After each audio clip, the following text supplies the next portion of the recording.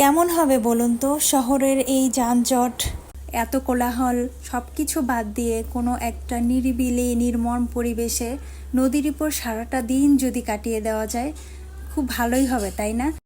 So এমন একটা দিন কাটানোর জন্য আর শহর থেকে একটু দূরে সুন্দর একটা সময় পার করার জন্য আমরাও চলে গিয়েছিলাম এমন নিরিবিলি একটা জায়গায়। তো কোথায় গিয়েছিলাম সেটা দেখার জন্য অবশ্যই ভিডিও লাস্ট পর্যন্ত দেখতে হবে। সো হ্যালো এভরিওয়ান, আসসালামু আলাইকুম। সবাই কেমন আছেন? আমরা আলহামদুলিল্লাহ ভালো আছি।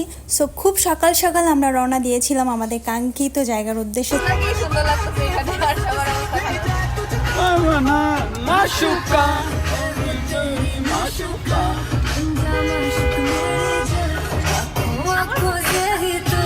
তামিমের ফ্রেন্ড এবং আমরা মিলে এই ট্যুর প্ল্যানটা করি।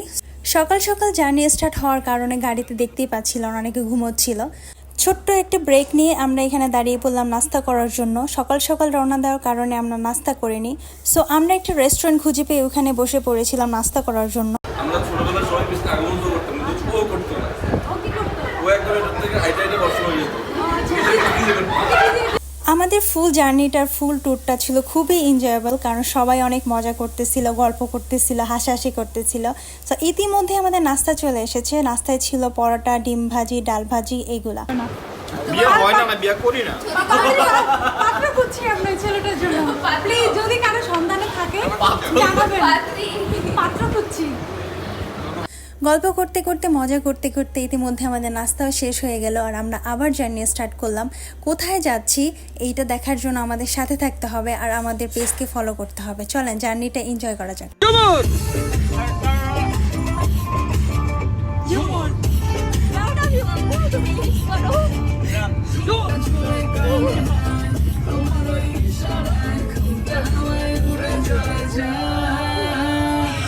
গাড়িতে একটা একটা করে গান বাজতেছিল আর গানের তালে তালে সবাই খুব মজা করতেছিল। আশা করছি আমাদের সাথে আপনারা খুব এনজয় করছেন।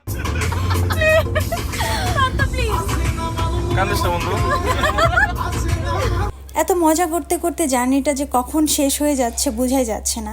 সো একটা জায়গায় আমরা আরেকটু ব্রেক নিলাম। জায়গাটা দেখলাম এত সুন্দর, এত বাতাস, ভাবলাম এই জায়গাটা তো ছবি তোলা থেকে মিস করতে পারবো না। সো একজন নেমে তো হাসতে হাসতে কি দেখে যেন শেষ। সো ওইখানে আমরা কিছুটা সময় স্পেন্ড করলাম, অনেক সুন্দর সুন্দর ফটো সেশন করলাম। তারপর আমাদের আবার জার্নি স্টার্ট হলো।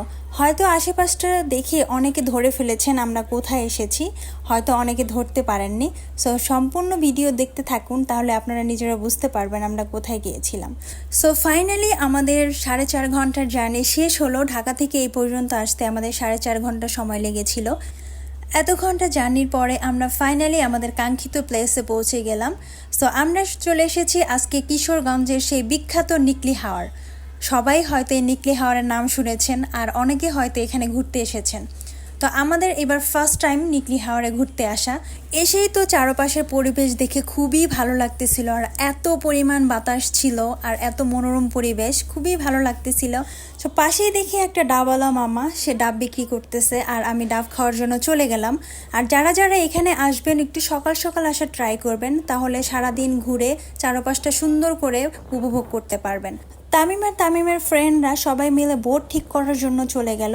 সারাদিন চুক্তি বোট নিতে হয় এখানে। সারাদিন ওরা বিভিন্ন স্পটে আমাদের ঘুরাবে, নামাবে, আর নদীর ভিতরে চারদিকটা ঘুরিয়ে দেখাবে। এখানে বোটের ডিমান্ড ওরা অনেক বেশি করে, অনেক বার্গেনিং করে দাম কমিয়ে নিতে হয়। এখানে যারা যারা আসবেন অবশ্যই বার্গেনিং করে দাম কমিয়ে নেবেন, না হলে গলাকাটা দাম রাখবে। সারাদিনে আমাদের কাছে এই বোট ভাড়া কত নিয়েছিল আর আমরা বার্গেনিং করে কত টাকা কমিয়েছি তা জানতে হলে ভিডিওটা শেষ পর্যন্ত দেখতে থাকুন। সো এক এক করে আমরা সবাই বোটে উঠে গেলাম, আর চারদিকের পরিবেশ দেখে এত ভালো লাগতেছিল, এত রিফ্রেশিং, আর এত সুন্দর বাতাস, আর ওয়েদারটা এত জোশ ছিল, সবাই যেন পাগল হয়ে যাচ্ছিলাম বোটে ওঠার পরে। আর ওই যে দেখেন আমার জামাইয়ের অবস্থা, সে এই নদী পার করার জন্য, নদীর ভিতর থাকার জন্য লাইফ জ্যাকেট ভাড়া করে নিয়ে আসছে। চলেন জার্নি স্টার্ট করা যাক।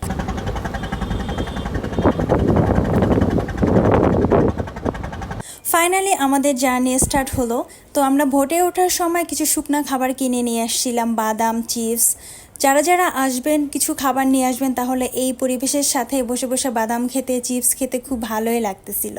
আমরা প্রথমে ভাবছিলাম যে আমরা এই বোটের ভিতরে রান্না করে খাবো, বাট পরে আর সাহস পাইনি, পরে আর কিছু কিনিনি, কারণ এটা মনে হচ্ছিল অনেক ঝামেলা হয়ে যাবে, আর হলো এনজয় করা হবে না তেমনভাবে। ওরা এক একটা ঘাটে নিয়ে নামাবে, আর ঘাটে এনজয় করার জন্য এগুলো হ্যাসেল নেওয়া যাবে না।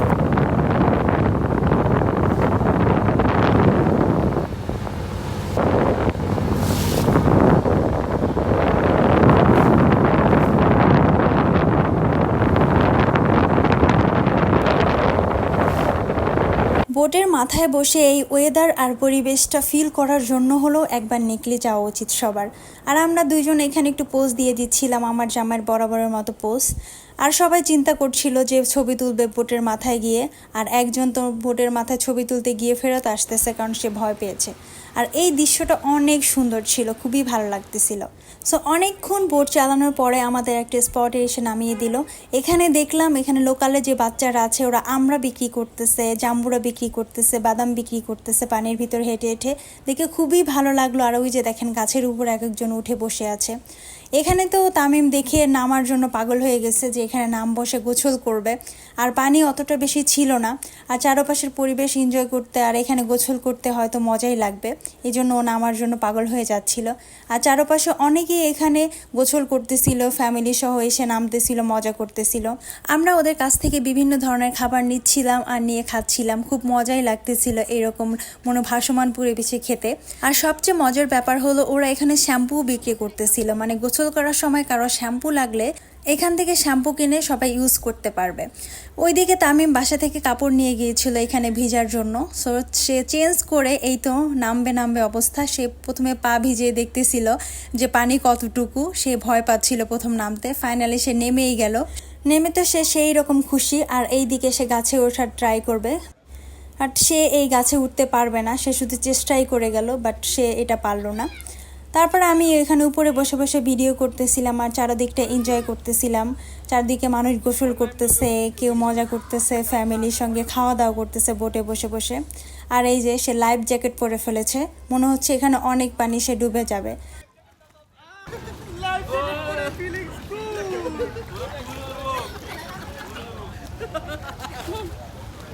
ওদের এই মজা দেখে আমারও মনে হচ্ছিল কিছুক্ষণের জন্য পানিতে নামি, বাট আমি নামিনি। তারপরে অনেকক্ষণ সময় এখানে কাটিয়ে আমরা এখন চলে যাব খাবারের খোঁজে, কারণ অনেক সময় হয়ে গেছে, আমরা লাঞ্চ করব। তো লাঞ্চ করার জন্য ওরা আমাদেরকে একটা স্পট এসে নামিয়ে দেয়। আর এই স্পট থেকে মিঠামইন যাওয়া যায় অটো ভাড়া করে, এখান থেকে ইজিলি অটো পাওয়া যায় মিঠামইন যাওয়ার জন্য। সো আমরা সেখানে যাই। আমরা মিঠামইন যাওয়ার পথে চারদিকটা দেখে একদম পাগল হয়ে যাচ্ছিলাম, এত সুন্দর। ওখানে যেয়ে দেখি আসলেই অনেক বেশি সুন্দর একটা জায়গা, যেখানে দুই পাশে নদী আর মাঝখানে একটা রাস্তা। আমাদের কাছে সারাদিনের রিজার্ভ বোট ভাড়া নিয়েছিল 4000 টাকা। সো আপনারাও বার্গেনিং করে কমিয়ে নেবেন। তারপর ভাবলাম না, এবার অবশ্যই লাঞ্চ করতে হবে। তো ওখানের একটা লোকাল রেস্টুরেন্টে আমরা চলে গেলাম, পাঁচফোড়ন নামে রেস্টুরেন্টটা ছিল। ওইখানে আমরা গরুর মাংস, হাঁসের মাংস, মুরগির মাংস, ডাল, ভর্তা, ভাজি, বিভিন্ন ধরনের মাছ নিয়ে ওখানে খেলাম। তারপর আবার চলে আসলাম আমাদের বোটে, কারণ এখন আমাদের ফিরার পালা, আমাদের মোটামুটি ঘোরা শেষ।